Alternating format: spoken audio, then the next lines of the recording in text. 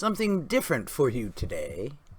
Full Throttle by Sir Henry Birkin, 3rd Baronet. Now,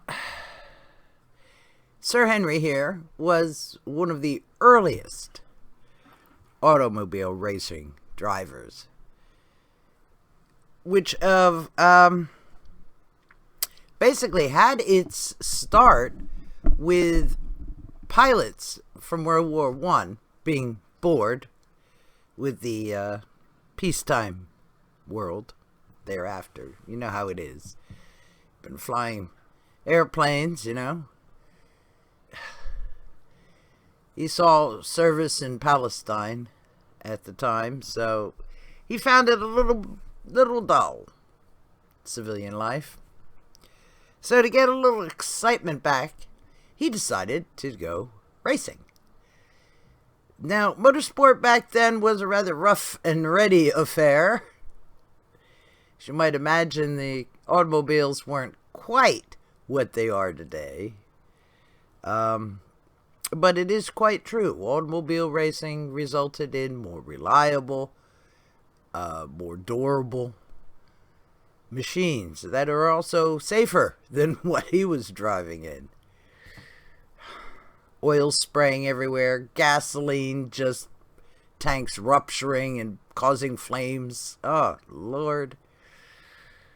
It was quite a spectacle, I can imagine. So, he was one of the dreaded Bentley boys, always hell-bent on going as fast as he could, the astonishing speed of 137 miles an hour. Okay, so, yeah. The need for speed has existed for a very long time, I can assure you. So,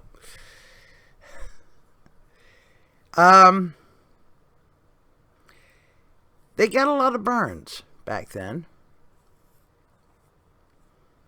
And in typical understatement, he doesn't say much about the damage he did suffer. But stiff upper lip and all that, well, it led to septicemia, and it took his life rather early. I mean, the man was only 36 years old when he died. So, you know, that was a little foolish. He could have gone and entered World War II if he had been not quite so neglectful of his own burns that he suffered. But Bentley, with Tim Burton, won Le Mans twice. So that was quite an exciting time. Brooklands was open, rather rough and ready, and very bumpy ride from what I understand. People got shook to bits. Parts of cars were shaken loose. Axles were bent.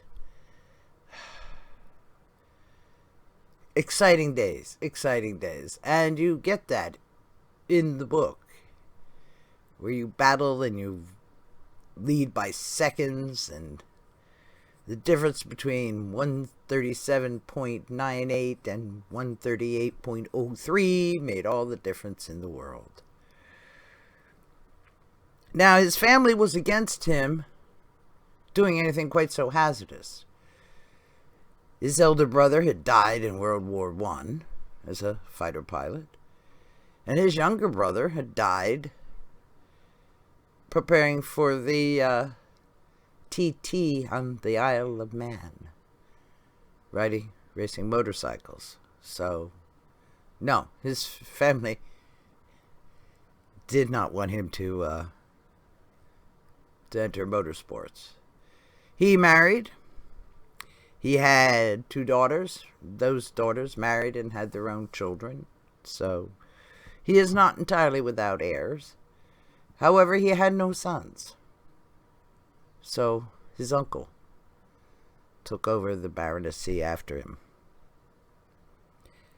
So, you have a graveyard there in Norfolk.